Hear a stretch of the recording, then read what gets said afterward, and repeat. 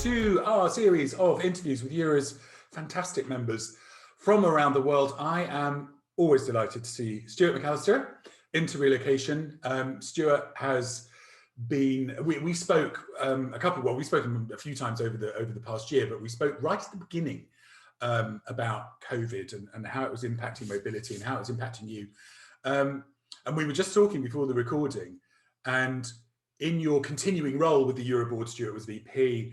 Where were you a year ago today? Well, a year ago today, and I think it's a year ago tomorrow that we had our first online chat, but a year ago last weekend, we were in Seville. So if you remember, I was no longer a board member, but I was helping out with the project relating to the code of conduct. That's right.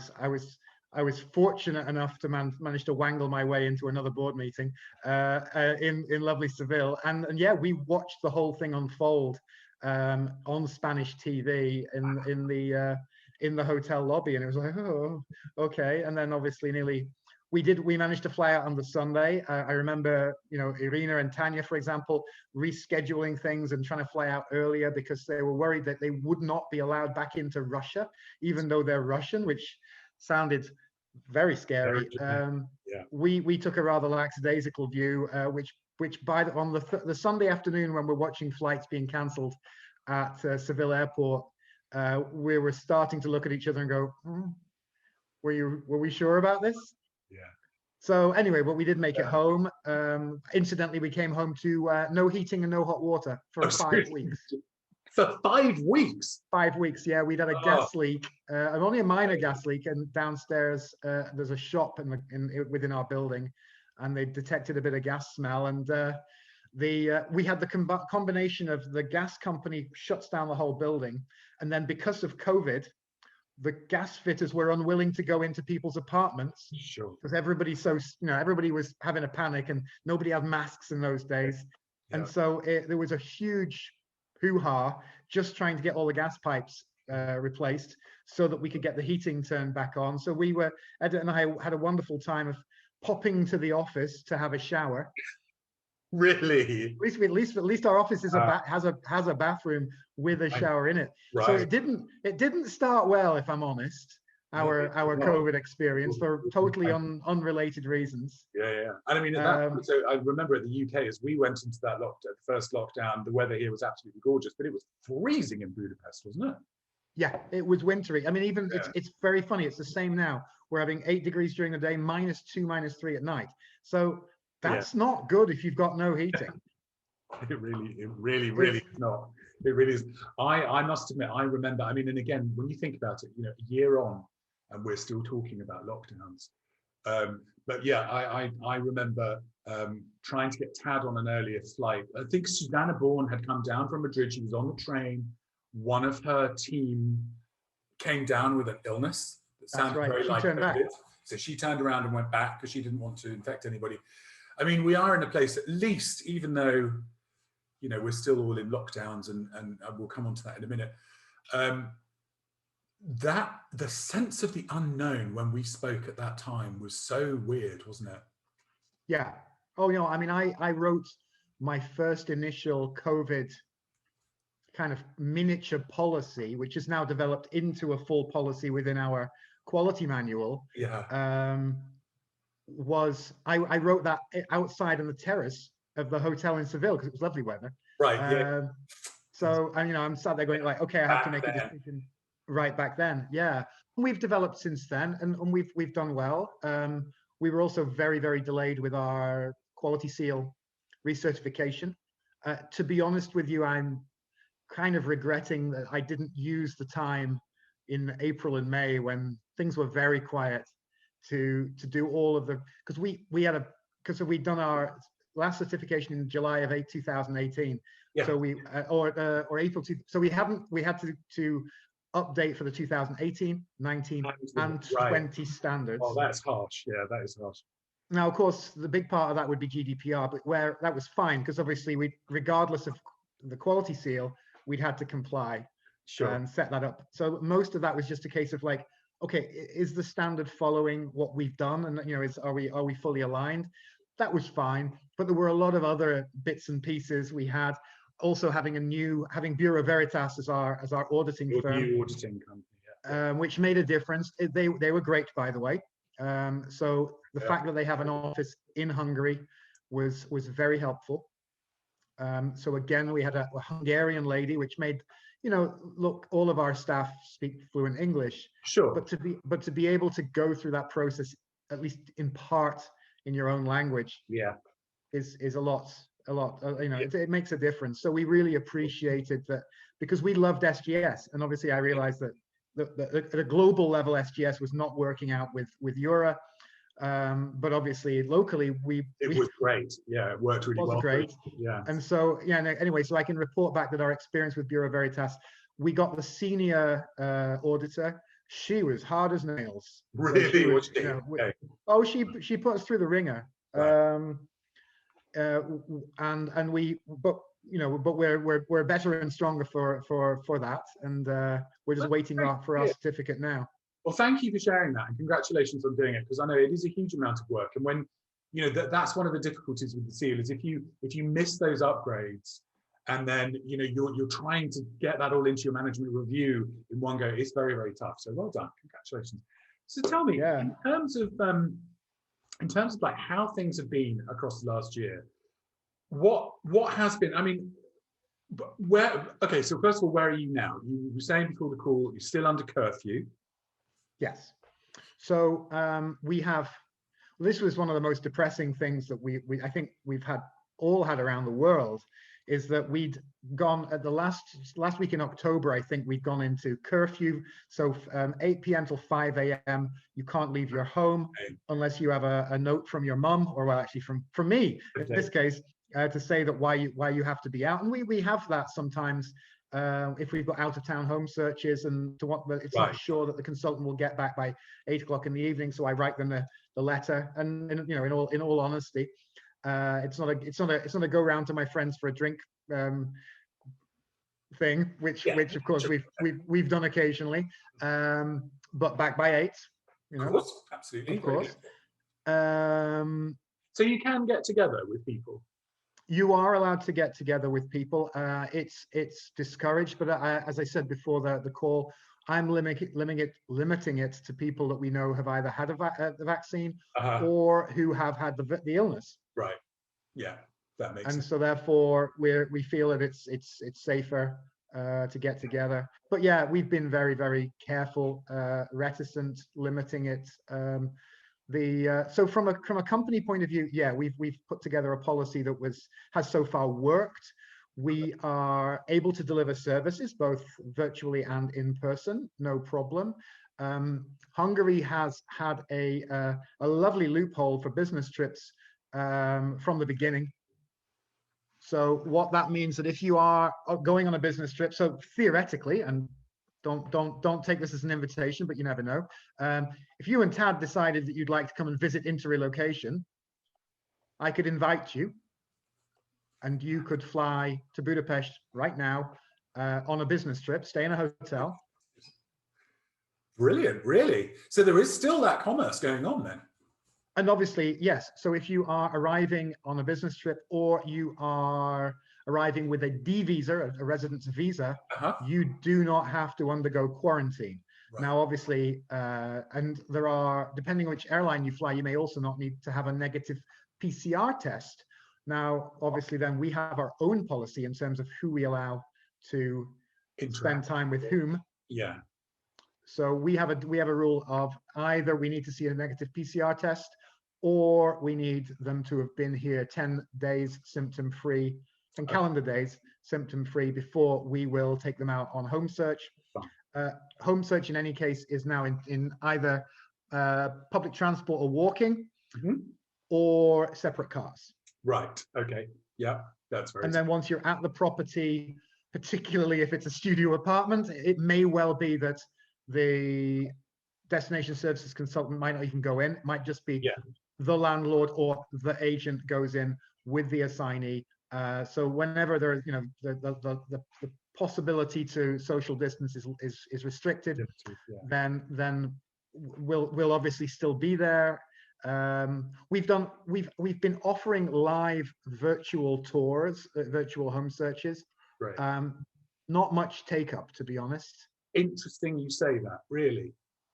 Yeah, a lot of it has just been, well, we can come in anyway, and then when they arrive, they go into a hotel. And we can find them their appropriate accommodation and have the lease signed within days in some cases. Right. Wow. Obviously, one of the things that's happened with the Budapest housing market is that there were 15,000 apartments on Airbnb and Booking.com. Right, of course. Wow. And you can legally only, even assuming you can come to Budapest or Hungary or whatever, you can only take an Airbnb or a hotel room if you're on business. Right. Okay. And there are business travelers, yeah. But not a lot. Nice. So huge number of properties, particularly those that were on a mortgage, where that's literally the revenue was paying for the mortgage. Yeah. There's been a mortgage moratorium, so a payment holiday, but I'm not sure if that ended in January or not. Thankfully, I don't have a mortgage, so I don't know. Good. But anyway, a huge number of properties have gone onto the long-term market, which has really impacted the availability and the quality. I can imagine. That's extraordinary, because again, that means that there's a huge range of fully furnished, set up apartments on the market. Absolutely. It's hurt the landlords a lot, but it's great if you're a tenant. When we know of several people who've taken advantage of their leases coming to an end and have upgraded massively. Yeah. Wow. So there are so many unintended consequences of things like that, aren't there? I mean, that's, who was it I was talking to about Dublin, about the market in Dublin that was like Budapest, completely saturated with Airbnb, and one of the most difficult places. Everyone was freaking out after Brexit, the amount of people that were going to go to Ireland, right, to work instead of being in the UK, and that there was no property available, and suddenly there's masses. So yeah, extraordinary. It's certainly a positive. I mean, we were getting to the point in Budapest where even it was the Airbnb market was actually impacting our staff who were renting, because their rents were going up. Yeah. And they in turn are turning to me and going, look, I need a bigger pay rise. Sure. So this has been a happy side effect for a lot of us, that those renting could either renegotiate their rents down or at least not expect a raise in the rent that they're paying for the foreseeable future. That is such an interesting thing. So tell me, how when we spoke before, things were pretty open. I mean, can you go to restaurants? Can you go to bars? Are they functioning? Restaurants and bars are all closed, only available for takeaway and delivery. Right. So that we've heard rumors of like really fancy restaurants we know one restaurant that's rented 2 apartments above it and are now literally cooking, a fine dining tasting menu in the kitchen, and you can have private dining. That's so clever. Sorry, that is so clever. That is brilliant. Right. And obviously you can imagine it's marginally more expensive than it was to have the tasting menu in the restaurant pre-COVID. Yeah. And it's not cheap, no. But it's still amazing. Not cheap by Hungary standards, as opposed to, let's say, London. Yeah.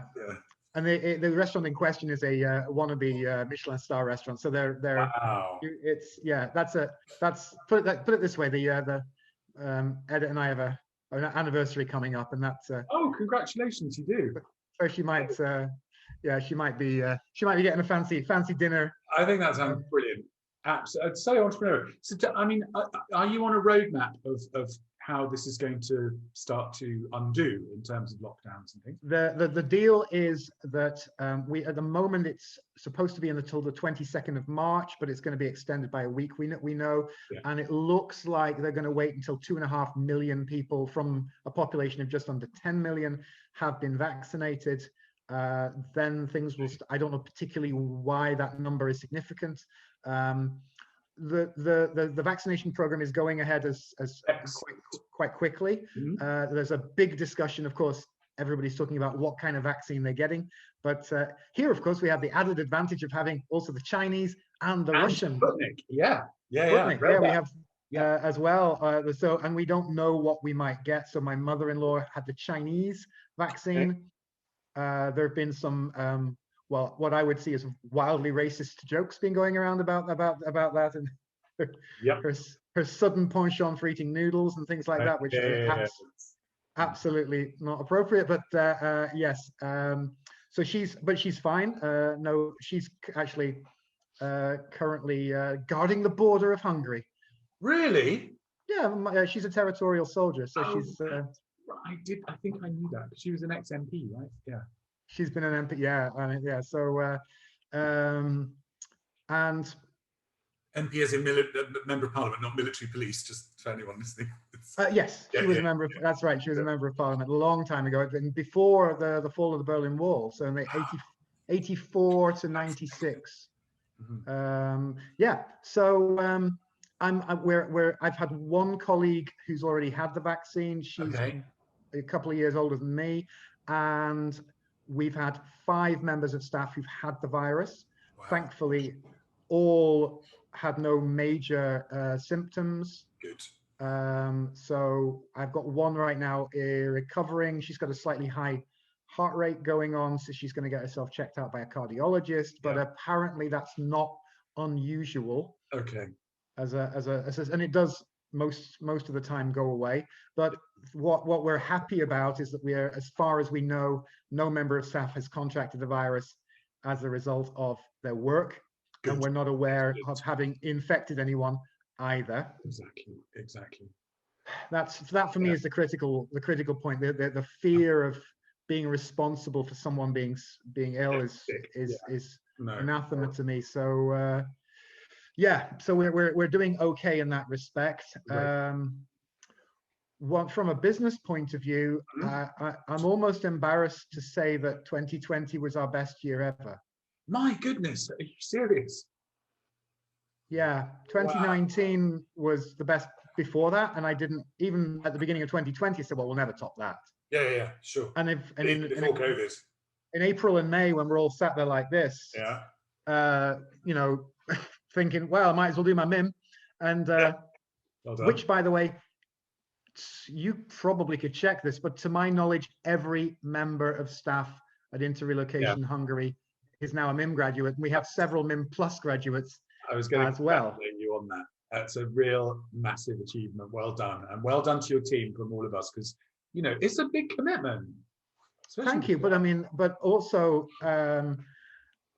what better time than this to wave that particular flag? Thank you for giving us the opportunity to save, well, probably 4,000 euros I've saved. I'm just delighted that we were. Look, it's funny how happenstance comes along. You were very much a part of the board when that program was being developed and put online, and the timing just could not have been more amazing. That suddenly we had the academy, it was up and running, and this hit. What else can we do? And you were there in that meeting when they decided, we'll absolutely make it free for the foreseeable, and it's going to continue to be free now for the final month until the beginning of May. So, wow. Look, with respect, Europe could have milked it. You've got a massive loss of revenue and all sorts of other fronts, and it could have been the one thing that would have allowed you to take advantage of circumstances. So actually, you didn't have to go down that road. It could have gone another way, and I don't think anybody would have blamed you for it. But you went the philanthropic route, and we're certainly grateful for that. Look, you're very acquainted with how Euro works. Like I say, you've been VP and you've been on the board, and it's very much driven by the passion of the members and the board members, and you've always done that. You've always kind of said, look, obviously the thing's got to work as a commercial enterprise, because we've got to be able to put money up to do conferences and all of that stuff. But the minute this hit, it wasn't about that. It had to be about, what can we do? This is a very strange and stressful time for our industry. I'm so thrilled that you've had a great year, because the fear that I think probably every member of Euro went through last March was, holy crap, are we coming out of this? Quite. And we've seen the strength and resilience of the members, and the amazing things that they've done to like you have to pivot your services to make sure everybody's safe. Those are big things that were implemented so fast by members. So, you know, I'm amazed. I tell you, when we all get together, the next time we're all together, whew, there's going to be a party.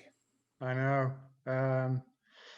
Yeah, I mean, and on that subject, I mean, how are you guys doing? I mean, what's with obviously the conference now put off until 2022? Yeah, I mean, you know, it's tough. I mean, we're still, you know, everyone on the team agreed to go down to half pay or half hours, so that's great. That saved a great deal of money. Yeah, you know, I think it's more, we're very lucky. You know, you're very lean. You know, we have the support of our incredible 6 strategic consultants who all waived their fees last year to continue the work that was going on, which is incredible. That's great. You know, the loyalty that the members have shown. We did all these projections thinking that by January, by the time the renewals come along, it was going to be bad. The renewals are where they should be for this time of year. So the members are continuing to subscribe. I think the one thing that we are seeing is there's an incredible amount of merging going on. Every time there's a merger, we lose a member. But apart from that, yeah, that's true. You know, touch wood, what we need more than anything, I think, as an industry. I mean, it's great to be able to do the virtual things, and we've all learned, you know, the value of Zoom and StreamYard and the Hoover app and all of that stuff. But I mean, everyone I speak to, you know, this is such a social industry, and so much of it is done face to face. And to not be able to do that has been very, very tough. So we very much hope Seville will go ahead. We don't know, but we are planning for the best and planning for the worst. We hope that we'll be able to run something in September in London. That's great. Yeah, I mean, we'll have to see, if it's possible. If it's, I mean, by the way, if you need another venue, I mean, because if London is not feasible yet, there are other places that are, and I suspect that it may be that there will be different locations whereby, if we're at a point where we feel that, or you feel, I'm no longer part of it, if Euro feels that it could have put an on event without putting its members at risk, it may be that another location might be more feasible. Yeah, we have talked about that. You're quite right. You're quite right. And that's the kind of floating, you know, insecurity that, you know, anybody doing any kind of event planning is into. And to be fair, the venues have all been amazing.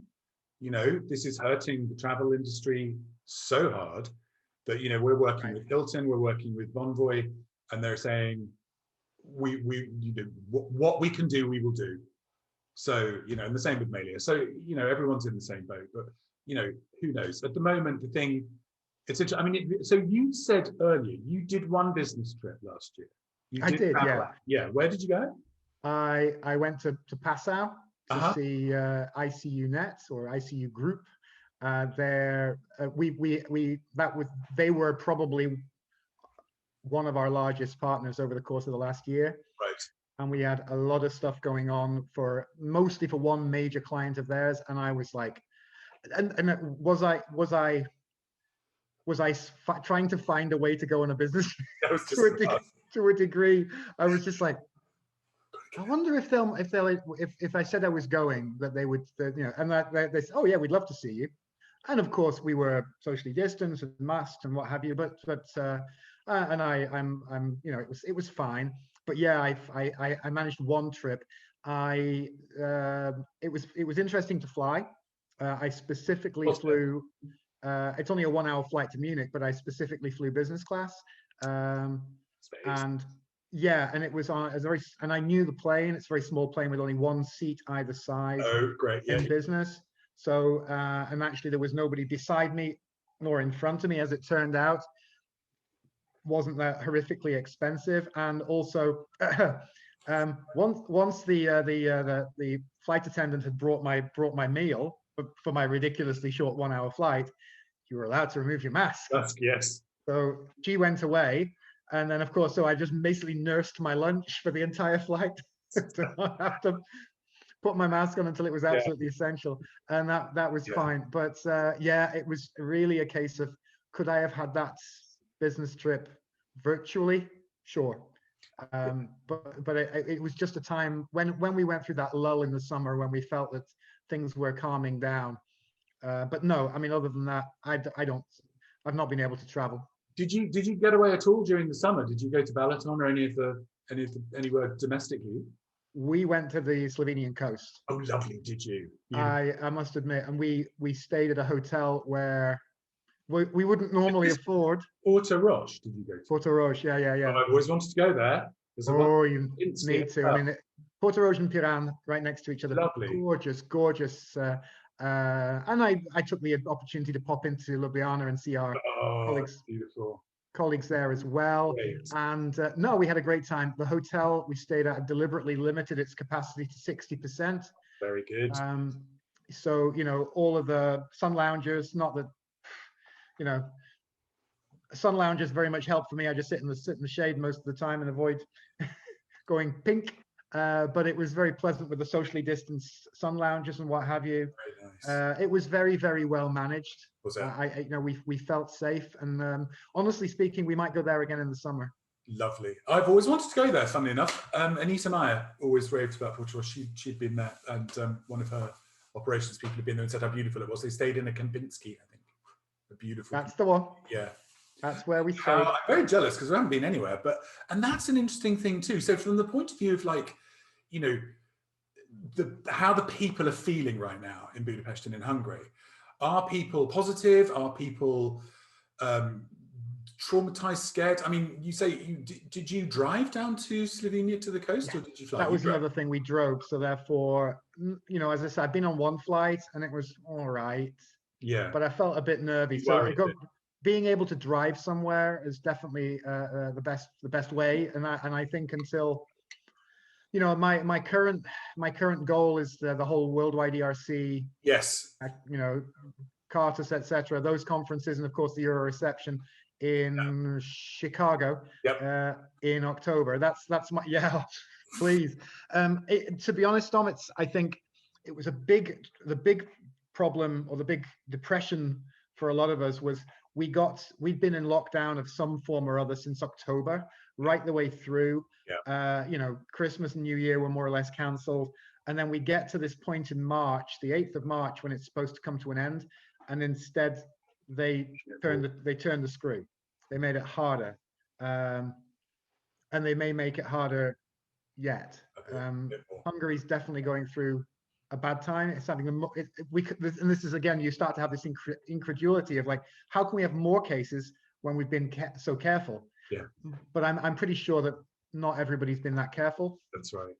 Everybody's been looking for their loophole, and again, it's just fatigue. We want to go, and we're social creatures. We want to see people, and it's hard. It's hard for everybody, and we shouldn't. We meaning me and Edit shouldn't complain. We have a roof over our heads. We have, food. We've got our business is doing great. So there's all the number of people out there that are really affected, whether it be through illness, bereavement, or losing their jobs, all of the terrible things that are going on. And what possible right have we got to be feeling down? But I know I tell myself that as well on a bad day. You have got to look up. I remember Frances Edmonds saying that to me at the very beginning. She said, I hit a wall last week, and I just thought to myself, I've got to stop looking down. I've got to start looking up. Because otherwise, funny enough, we were just having a conversation at lunchtime about, the long-term impact of this on people's mental health, addiction rates. Imagine if you didn't have a job. I get up every morning, I have a purpose, I come to my desk, I'm interacting with fantastic people like you. We've got stuff still going on, we've got a team going on, great. If I'd have been laid off, as a flight attendant or working in a hotel, and you've got nothing to do. Right. And then there's the insecurity of your job going forward. Yeah, you're quite right. And money worries and all that. It's just, yeah. Doesn't bear thinking about. So I'm very glad that you're doing good. That's great. That's really, really good. And now, in terms of the vaccine program, like you said, they're hoping over the next month, 6 weeks, to get the first vulnerable sections of the community vaccinated. Yeah. So it seems that those people that volunteer. So I believe in the UK it's a case of everybody's being offered it and given it and encouraged to take it, whereas you have to register here. And if you don't register, okay. so Yeah. only 2.5 million of the 10 million population have registered, and I believe about 1.5 million have now had that vaccine. So I'm in the I'm in the 1 million that haven't. And Yeah. as I maybe said, I've got one colleague who's just a year older than me who's had her vaccine. So I'm assuming that my turn is coming relatively soon. Yeah. They were claiming that they would have all of those people registered, vaccinated, at least the first jab, by Easter. That's seeming a little. That's quite ambitious. It's 2 weeks. Yeah. It's so, but end of April, maybe. Yeah. Well, that's very positive. And does that help people to feel a bit more positive as well? I think so. Hungary has already started to issue a certificate to those people who've been inoculated, which you can then eventually, I presume, trade in for a vaccine passport. Yeah. There has been what they call a national consultation, which, without wishing to be too political, is a massively misleading document where it basically said, it says things like, if I gave you £1,000 for nothing, would you want it? Duh. No. The questions that are set in such a way that no good survey taker would ever be allowed to ask in that way. Yeah. And one of the questions it asked is, would you agree to a plan whereby bars, restaurants, fitness centers, and so on would reopen, but only to those people who've either had the vaccine or have had the illness within the last 5 months?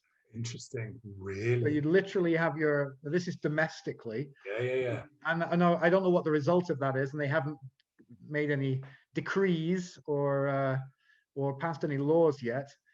But it looks like that might be a possibility of, and again, I mean, look, I'm a big advocate of vaccines, and that we need that, and we need to get enough people vaccinated so that we would achieve herd immunity. So therefore, it sounds horrible, but I mean, to be honest, if we're all sat there having dinner in a restaurant, looking out through the window at the people who can't come in, and say, well, register for a vaccine, and you're all set. You see, this is my thing as well. I agree with you. I mean, but it's very interesting how those policy conversations are happening pretty well everywhere, and certainly here in the UK. I was reading a thing on Unheard saying, well, what would you do? As the owner of the restaurant, is it going to be left to you to say, I'm sorry, I need to see your vaccine certificate before you can sit inside? Otherwise, you can sit outside. This has to be dealt with on a policy basis. Right. You can't just, and then you've got, it's going to be very complex to see how this works. I part of my master's degree was social policy and how governments respond. And I wouldn't want to be a policymaker right now.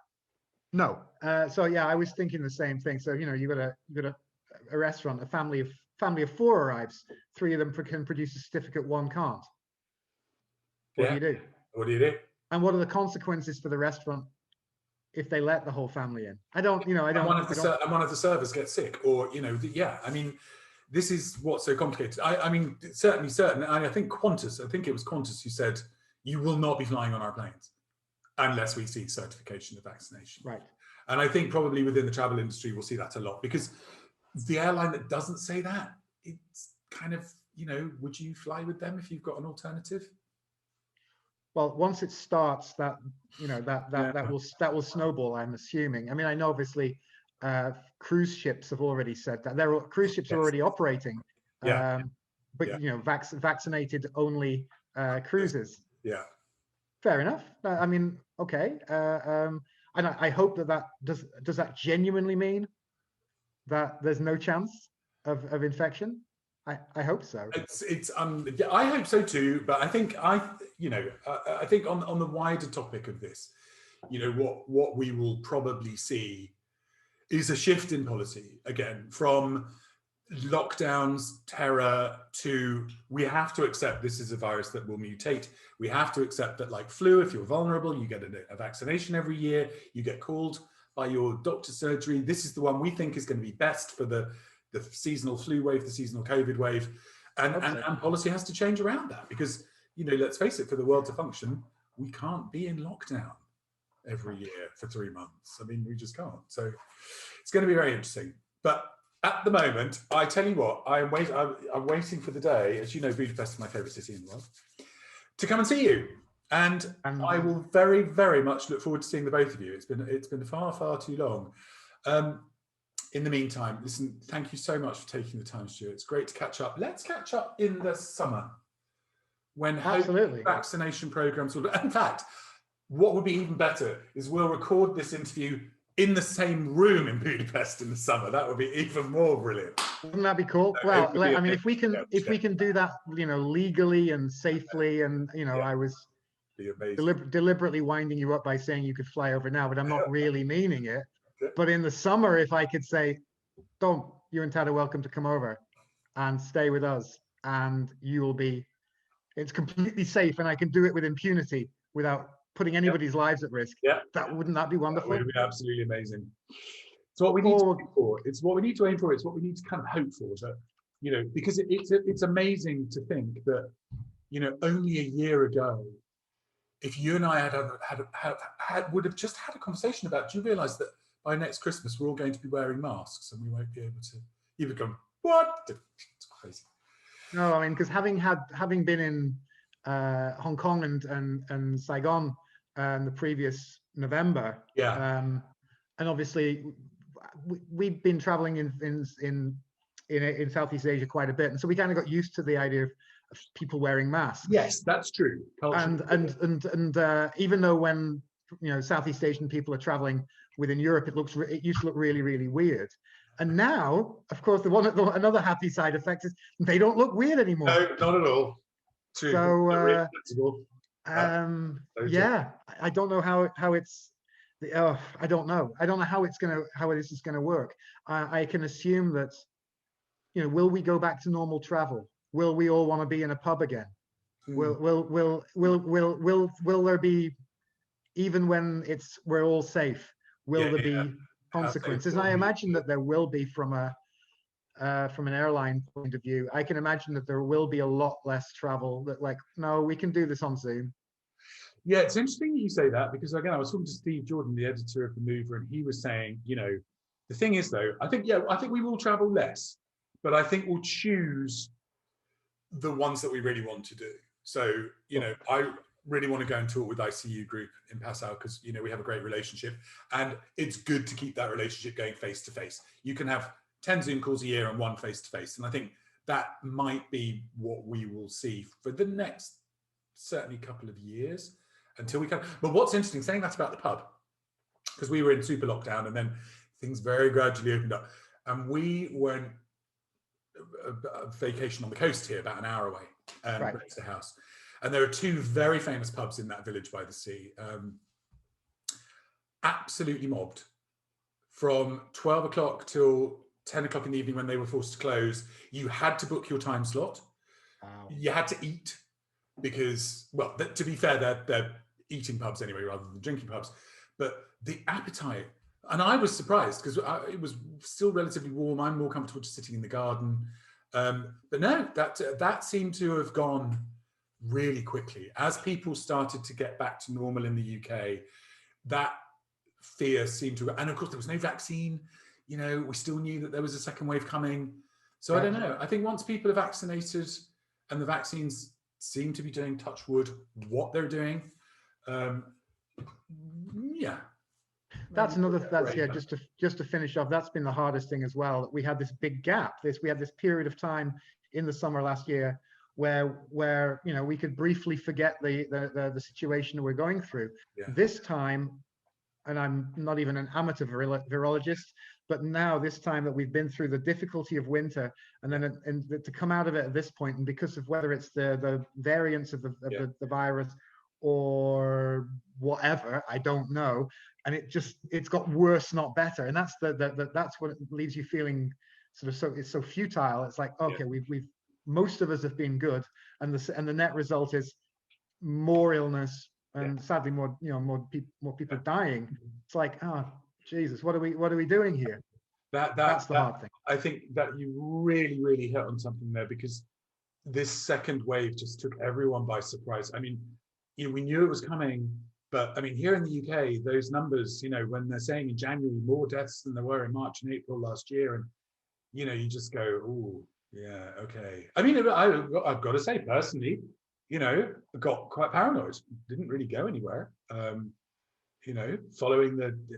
going to collect our groceries from the supermarket was the only thing we did for a while, Right. So yeah, you're quite right. How that's going to impact on how people feel long term about re-entering society is a very good question. Very good. And just on the supermarket note, we, by the way, have abandoned the supermarket entirely. Have you really? We have a food delivery service, and then for fruit and vegetables and bakery products, we've gone fully local, which I was trying to do anyway. Great. And I'm really, no offense to the big supermarkets that exist here in Hungary, I wasn't very happy with them anyway. And now it's the COVID has just sort of forced our hand with that. So we now do a big delivery once a week from this particular delivery service, and then the rest comes from the local fruit and veg shop and the local deli. If that ends up being something that's a long-term consequence of COVID, that can only be a good thing. Local retailers, we're all seeing, the death of the high streets in small towns and all of that stuff. But local retailers, yeah, absolutely, that's really good. That's really good. Yeah, much better, much more sort of local. Listen, so yes, it's great to catch up. Thank you so Let's much pray. for the time. Yes, exactly. Summer time. We'll catch up again, and let's just hope that, as I say, by the time we speak again, we're all in a different, more confident place. Let's put it that way. Absolutely. But thank you, Don, for taking the time. Lovely to speak to you. We'll catch up soon. Cheers. Bye. Thanks a lot. Bye.